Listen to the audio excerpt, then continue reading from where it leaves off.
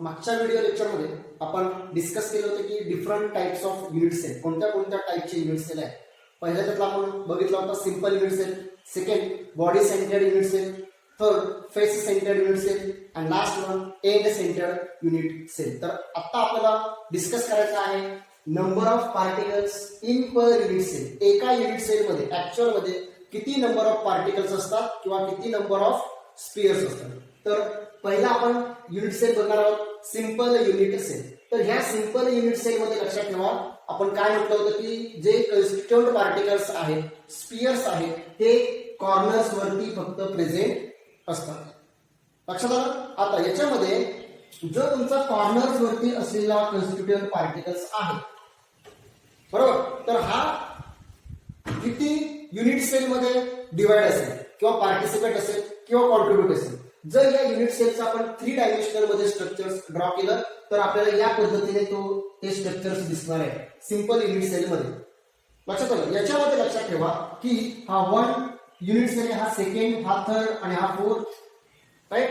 आता याच्या कॉर्नर्स वरती जो कन्स्टिट्यूएंट पार्टिकल्स आहे हा 4 युनिट सेल मध्ये काय आहे, पार्टिसिपेट आहे, कॉन्ट्रीब्युट आहे, राईट. आणि 3 डायमेन्शनल मध्ये जर आपण अजून याच्यावरती 1 2 3 4 असेच 4 युनिट सेल जर ठेवले तर हा जो कन्स्टिट्यूएंट पार्टिकल्स आहे हा 8 कॉर्नर्स वरती काय होईल, कॉन्ट्रीब्युट होईल किंवा 8 युनिट सेल मध्ये काय होईल, कॉन्ट्रीब्युट होईल. आणि एका युनिट सेलला किती कॉर्नर्स असतात, तर 8 कॉर्नर्स असतात. हे आपल्याला याच्यामध्ये दिसते बघा. हा एक युनिट सेल आहे, हा एक युनिट सेल आहे, दुसरा, हा थर्ड आणि हा फोर्थ, बरोबर. सो इथे जो कन्स्टिट्यूएंट पार्टिकल्स आहे हा 4 युनिट सेल मध्ये डिवाइड असेल. याच्या समोर जर आपण अजून 4 युनिट सेल ठेवले तर एकूण हा जो पार्टिकल आहे हा 4 युनिट सेल मध्ये काय असेल, डिवाइड असेल किंवा कॉन्ट्रीब्युट असेल, बरोबर. म्हणजे 8 कॉर्नर्स आहेत आणि एका युनिट सेलचं कॉन्ट्रीब्युशन, सॉरी, एका कन्स्टिट्यूएंट पार्टिकलचं कॉन्ट्रीब्युशन किती, युनिट सेल बरोबर आहे 8, बरोबर. म्हणून सिंपल युनिट सेल मध्ये किती कन्स्टिट्यूएंट पार्टिकल्स आहेत, बरोबर. लक्षात आलं. डायग्राम व्यवस्थित बघून घ्या. सेकंड टाइपचा जो युनिट सेल आहे तो आहे body centred unit cell. Body centred unit cell आपण कोणाला म्हटलं होतं, the constituent particles are present at corners as well as in center of the body, right. So आपल्याला माहिती की जे कॉन्ट्रीब्युशन आहे कोणाचं, कन्स्टिट्यूएंट पार्टिकलचं, कॉर्नर्स वरती किती आहे, 8 कॉर्नर्स आहेत आणि त्याचं कॉन्ट्रीब्युशन किती आहे, 1/8. म्हणून कॉर्नर्स वरती एक पार्टिकल असेल, बरोबर. आणि सेंटर ऑफ द बॉडी याचा अर्थ जो पार्टिकल युनिट सेलच्या सेंटर मध्ये प्रेझेंट असेल त्याचं कॉन्ट्रीब्युशन दुसऱ्या युनिट सेल बरोबर नसणार आहे. म्हणून तो फक्त एका युनिट सेल मध्ये त्याचं कॉन्ट्रीब्युशन किती असणार आहे, 1 कॉन्ट्रीब्युशन असणार, बरोबर. म्हणून टोटल जे काही पार्टिकल्स आहेत बॉडी सेंटर्ड युनिट सेल मध्ये ते किती आहेत, कॉर्नर्स वरती 1 आणि सेंटर वरती 1, असे किती पार्टिकल्स आहेत, 2 पार्टिकल्स आहेत. थर्ड टाइपचा जो युनिट सेल आहे तो आहे फेस सेंटर्ड युनिट सेल. तर ह्या फेस सेंटर्ड युनिट सेल आपण कोणाला बोलतो, तर कन्स्टिट्यूएंट पार्टिकल्स हे कॉर्नर्स वरती असतील and each face of the unit cell, याला आपण म्हणतो फेस सेंटर्ड युनिट सेल. आता फेस सेंटर वरती असलेला जो काही कन्स्टिट्यूएंट पार्टिकल्स आहे हा शेजारच्या एका युनिट सेल बरोबर काय आहे, कॉन्ट्रीब्युट, म्हणजे त्याचं कॉन्ट्रीब्युशन किती आहे, 1/2 किंवा आपण त्याला म्हणूया 50%, बरोबर. सो कॉर्नर वरती जे काही कॉन्ट्रीब्युशन आहे ते आहे 1/8, बरोबर. आणि 8 कॉर्नर्स आहेत. सो कॉर्नर्स वरती एक पार्टिकल प्रेझेंट असेल आणि फेस सेंटर वरती जे प्रत्येक फेस वरती किती कॉन्ट्रीब्युशन आहे, 1/2 कॉन्ट्रीब्युशन. आणि किती फेसेस आहेत, 6 फेसेस आहेत. एका युनिट सेलला किती फेसेस आहेत, 6, 1 2 3 4 5 and 6. लक्षात आलं. सो फेस वरती किती कन्स्टिट्यूएंट पार्टिकल्स प्रेझेंट असतील, तर 3, बरोबर. सो टोटल पार्टिकल्स किती आहेत, कॉर्नर वरती 1 आणि फेस वरती 3, असे 4 particles face centred unit cell मध्ये असतात. लक्षात आलं.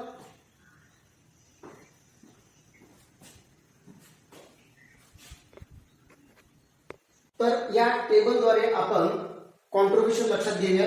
बघा या ठिकाणी आपण युनिट सेल लिहिलेले आहे, simple unit cell, body centred unit cell आणि फेस सेंटर्ड युनिट सेल. आणि इथे कॉन्ट्रीब्युशन दिलेलं आहे आपण प्रत्येक पार्टिकलचं आणि टोटल पार्टिकल्स किती आहेत हे लिहिलेलं आहे. सो कॉन्ट्रीब्युशन कुठे कुठे असेल, कॉर्नर वरती असेल, फेस वरती असेल आणि बॉडी सेंटर, सॉरी बॉडीवरती असेल, बरोबर. सो याच्यामध्ये लक्षात घ्या की सिंपल युनिट सेल मध्ये कॉन्स्टिट्यूएंट पार्टिकल्स कॉर्नर मध्ये असतात, 8 कॉर्नर्स आहेत, कॉन्ट्रीब्युशन झालं 1/8 बरोबर. आणि दुसरा कुठेही सिंपल युनिट सेल मध्ये पार्टिकल्स प्रेझेंट नसतो, म्हणून फक्त त्याच्यामध्ये एक आणि एकच पार्टिकल प्रेझेंट असतो. बॉडी सेंटर्ड युनिट सेल मध्ये लक्षात ठेवा जे काही कॉन्ट्रीब्युशन आहे ते कुठे आहे, कॉन्स्टिट्यूएंट पार्टिकल्स कॉर्नर वरती प्रेझेंट असतात. सो कॉन्ट्रीब्युशन तिथे कॉर्नर्स वरती 1/8 8 कॉर्नर्स आहेत. सो त्या ठिकाणी तुमचा एक पार्टिकल प्रेझेंट असेल कॉर्नर वरती.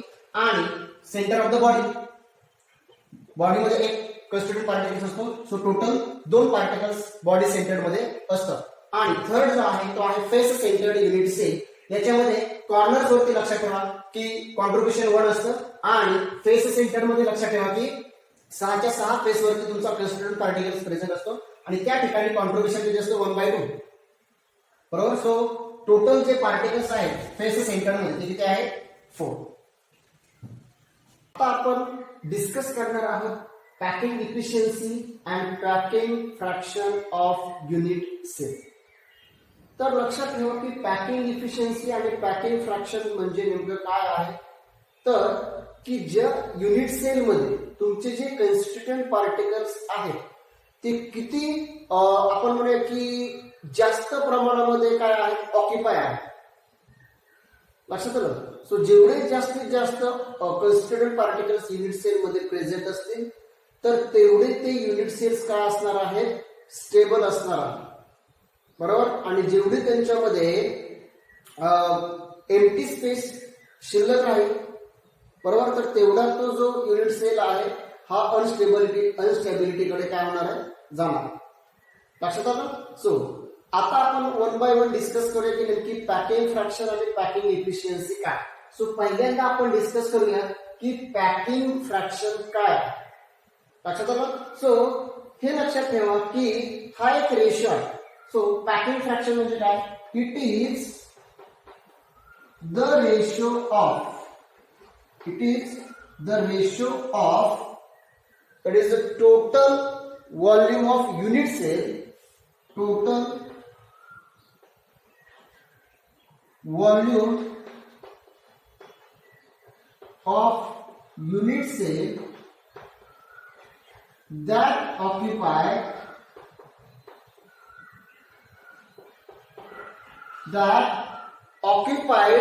by spheres और आपण त्याला म्हणतो constituent particles of unit cell. Okay.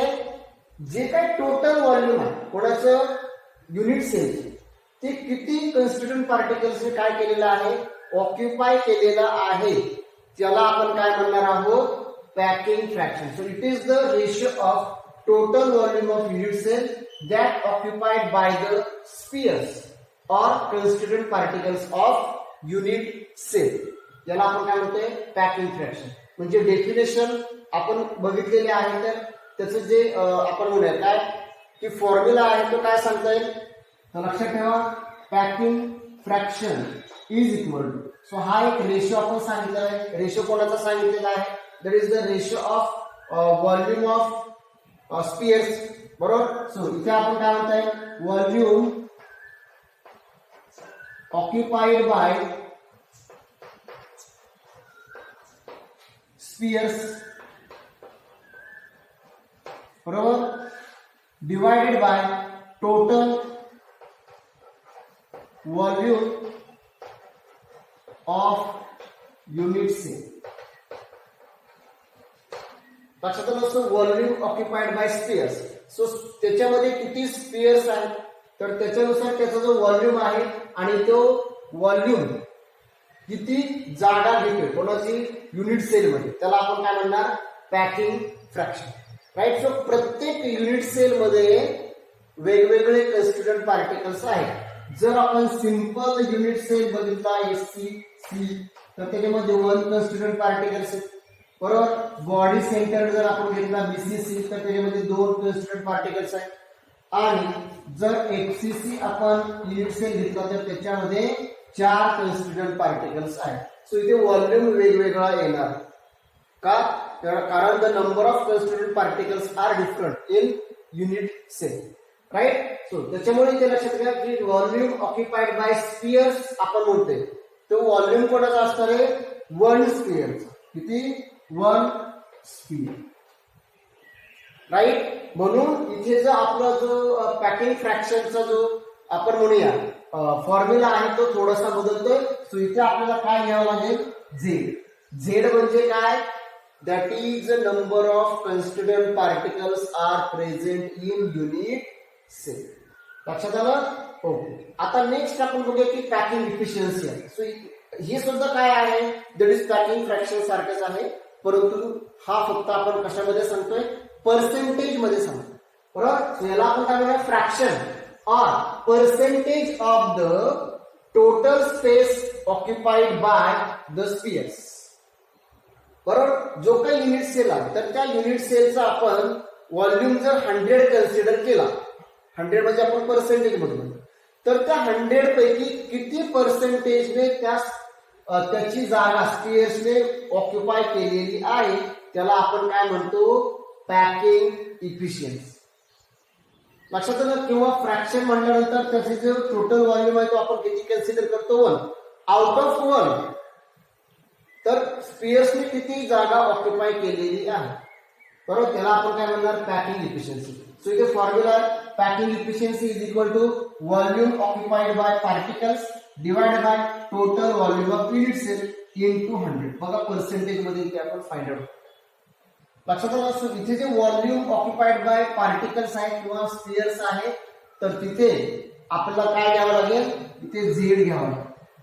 Z का, कारण नंबर ऑफ पार्टिकल्स वेगवेगळे आहेत प्रत्येक युनिट सेल मध्ये. लक्षात आलं. सो चला तर मग आपण डिस्कस करूयात की प्रत्येक युनिट सेल मध्ये त्यांचं पॅकिंग इफिशियन्सी आणि पॅकिंग फ्रॅक्शन काय आहे. ओके. पहिला जो युनिट सेल आहे तो म्हणजे सिंपल युनिट सेल. या सिंपल युनिट सेल मध्ये आपण packing efficiency and packing fraction discuss करणार आहोत.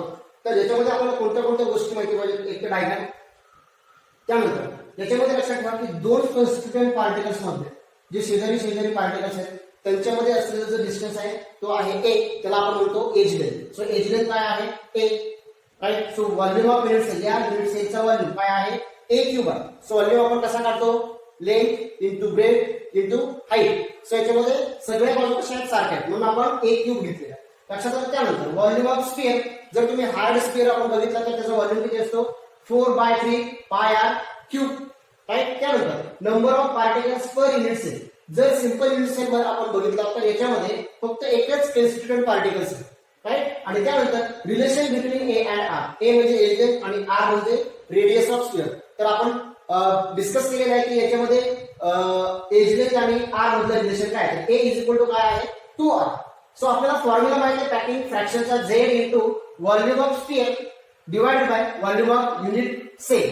राईट. सो झेड या ठिकाणी काय आहे, 1 इंटू व्हॉल्यूम ऑफ स्फिअर काय, 4/3 pi r cube divided by volume of unit cell काय आहे, a क्यूब. आता इथे a क्यूबच्या जागी आपण ही व्हॅल्यू घेऊ शकतो. म्हणजे काय होईल बघा, 4/3 pi r cube divided by 2r cube. So इथे आपण असं सांगू शकतो that is a is equal to 2r. Right. Okay. त्यानंतर इथे लक्षात घ्या 4/3 पाय आर क्यूब, आणि हा जो आपण क्यूब आहे हा क्यूब काढणार. सो 2 चा क्यूब किती, 1, आणि r चा cube r cube. Right. So हा r क्यूब आणि हा r क्यूब काय होईल, कॅन्सल होईल.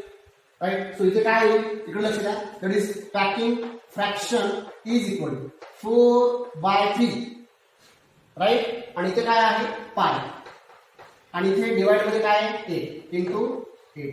सो काय 4 1 जा 4, 4 2 जा 8. सो काय राहिलं, पाय बाय 6. आणि पाय बाय 6 ची जर आपण व्हॅल्यू पुट आउट केली किती, 3.14. सो पायची किंमत किती आहे, 3.14 डिवाइडेड बाय 6. आणि हे जर आपण कॅल्क्युलेट केलं तर याची व्हॅल्यू येते 0.54.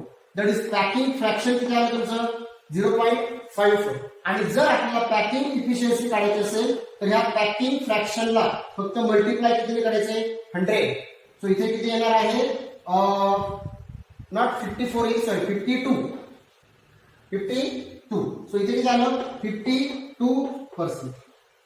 आणि जर 52% जर ऑक्युपाइड स्पेस असेल तर अनऑक्युपाइड स्पेस किंवा त्यालाच आपण म्हणतो एम्प्टी व्हॉइड्स, सॉरी एम्प्टी स्पेस किंवा व्हॉइड्स. सो व्हॉइड्स किती असेल, सो व्हॉइड्स असेल 100 मायनस 52 दॅट इज 48%. दुसऱ्या टाईपचा जो युनिट सेल आहे तो म्हणजे body centred unit cell. So body centred unit cell मध्ये लक्षात ठेवा एज लेंथ आपण काय म्हटलेलं आहे ए आहे. व्हॉल्यूम ऑफ युनिट सेल काय आहे A cube. Volume of sphere काय आहे 4/3 pi r cube. Number of atoms per unit cell. So BCC मध्ये लक्षात ठेवा किंवा बॉडी सेंटर्ड युनिट सेल मध्ये लक्षात ठेवा नंबर ऑफ पार्टिकल्स किती असतात 2. आणि relation between A and R edge length and radius of sphere किती आहे √3 into a upon 4. Okay. So packing fraction ची डेफिनेशन सेम आहे पॅकिंग फ्रॅक्शनचं जे फॉर्म्युला आहे तो काय आहे z into volume of sphere divided by volume of unit cell. So याच्यामध्ये z ची व्हॅल्यू किती आहे ती आहे तुमची 2 into व्हॉल्यूम ऑफ स्फिअर किती आहे 4/3 pi r cube divided by volume of unit cell same a cube. आता या ठिकाणी आपण a क्यूब ची जागा कशाने घेणार आहोत आर ने घेणार आहोत राईट. सो इथे आर इज इक्वल टू आपल्याला ए इज इक्वल टू पाहिजे. So A is equal to काय होईल बघा 2 into 4/3 pi r cube divided by 4r divided by √3 याचा क्यूब. बरोबर. सो या ठिकाणी काय आहे हा डिनोमिनेटर आपण सॉल्व्ह करून घेऊया. सो वरती काय 8/3 into पाय आर क्यूब. आता 4 चा क्यूब 64 राईट. आर चा cube R cube divide by √3 cube चा 3√3 राईट. सो आपल्याला व्हॅल्यूज मिळाल्या आहेत फक्त आपण त्याला रिअरेंज करायचं. सो पी एफ बरोबर packing fraction is equal to 8/3 बरोबर हा वरती जाईल into 3√3 अपॉन 64 आणि इंटू राहिलेला आपला कोण पाय. सो इथे आर क्यूब काय होतील कॅन्सल होतील. सो याला हे जर आपण सॉल्व्ह केलं बघा 8 1 जा 8 8 8 जा 64 3 3 कॅन्सल. सो काय राहिलं पाय √3 अपॉन 8 राईट. पायची किंमत आपल्याला माहिती आहे √3 ची किंमत अराउंड 1.73 आहे. हे जर कॅल्क्युलेट केलं तर जो तुमचा पॅकिंग फ्रॅक्शन आहे तो येईल तुमचा 0.68. हा झाला पॅकिंग फ्रॅक्शन. पॅकिंग इफिशियन्सी किती येणार आहे 100 into pf दॅट इज हा येईल तुमचा 68% आणि व्हॉइड्स किती असेल मग empty space 100 minus 68 that is 32%. लक्षात आलं. सो राईट डाऊन और स्क्रीनशॉट काढून घ्या. तिसऱ्या टाईपचा जो युनिट सेल आहे तो आहे face centred unit cell. So याच्यामध्ये लक्षात ठेवा एज लेंथ ए आहे. Volume of unit cell A cube आहे. व्हॉल्यूम ऑफ स्फिअर जो हार्ड स्फिअर आहे त्याचा व्हॉल्यूम किती 4/3 पाय आर क्यूब आहे. Number of constituent particles in FCC. So FCC मध्ये एकूण 4 कन्स्टिट्यूएंट पार्टिकल्स असतात किंवा स्फिअर्स असतात. आणि रिलेशन काय आहे एज लेंथ आणि रेडियस ऑफ स्फिअर. तर याच्यामध्ये लक्षात ठेवा A is equal to 4r upon √2. So याच्यामध्ये जो फॉर्म्युला आहे काय आहे PF is equal to Z into volume of sphere divided by volume of unit cell. So याच्यामध्ये झेड ची व्हॅल्यू आपण पुट आउट करणार आहोत 4 इंटू व्हॉल्यूम ऑफ स्फिअर किती आहे 4/3 pi r cube divided by volume of unit cell किती आहे A cube. So या ठिकाणी आपण ए क्यूब ची व्हॅल्यू काढणार आहोत. सो इथे झालं तुमचं 16 divided by 3 pi r cube. So ए आणि आर चे रिलेशन काय आहे बघा 4r अपॉन √2 क्यूब. इथे आपण म्हणू शकतो काय that is a is equal to 4r upon √2 बरोबर. त्यानंतर सो वरचा पार्ट आपण असं लिहूया 16 divided by 3 pi r cube आणि डिनोमिनेटर सॉल्व्ह करून घेऊया. 4 चा क्यूब किती आहे 64 डिवाइडेड बाय √2 चा क्यूब किती आहे 2√2 आणि इथे r चा क्यूब आहे r क्यूब राईट. सो याला आपण व्यवस्थित रिअरेंज करूया. दॅट इज पॅकिंग फ्रॅक्शन आपण काय म्हणणार is equal to 16 divided by 3 into 2√2 divided by 64, right. इथे राहील तुमचा pi r cube divided by r cube. So हा आर क्यूब आणि हा आर क्यूब काय होईल, कॅन्सल होईल. सो इथे काय झालं बघा, 16 1 जा 16, 16 4 जा 64, 2 1 जा 1, 2 2 जा 4. सो वरती राहिले काय, पाय route 2 divided by 3 into 2 6.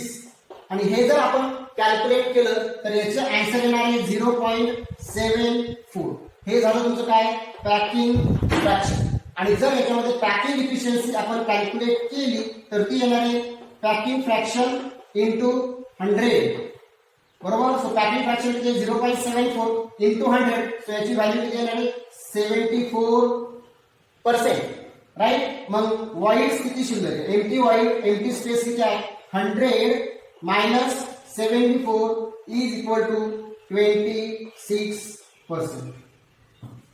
So this is all about the packing efficiency and packing fraction in simple unit cell, body centered unit cell and third HCC unit cell.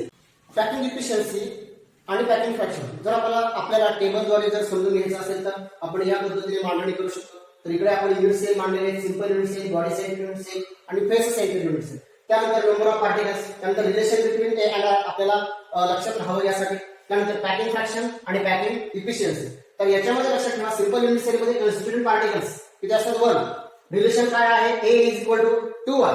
Packing fraction किती आहे, 0.52. Packing efficiency किती आहे, 52%. त्यानंतर body centred unit cell मध्ये number of particles आहेत 2. Relation काय आहे, a and R. A is equal to 4 into R upon √2. Packing fraction किती आहे, 0.68 आणि पॅकिंग इफिशियन्सी किती आहे, 68%. आणि लास्ट आहे फेस सेंटर्ड युनिट सेल. याच्यामध्ये नंबर ऑफ पार्टिकल्स आहेत 4. रिलेशन काय आहे, एज लेंथ आणि रेडियस ऑफ स्फियर मध्ये A is equal to 4 into R upon √2. Packing fraction आहे 0.74 आणि पॅकिंग इफिशियन्सी आहे 74%. लक्षात आलं. So this is all about the packing efficiency and packing fraction of different types of unit cell. Thank you.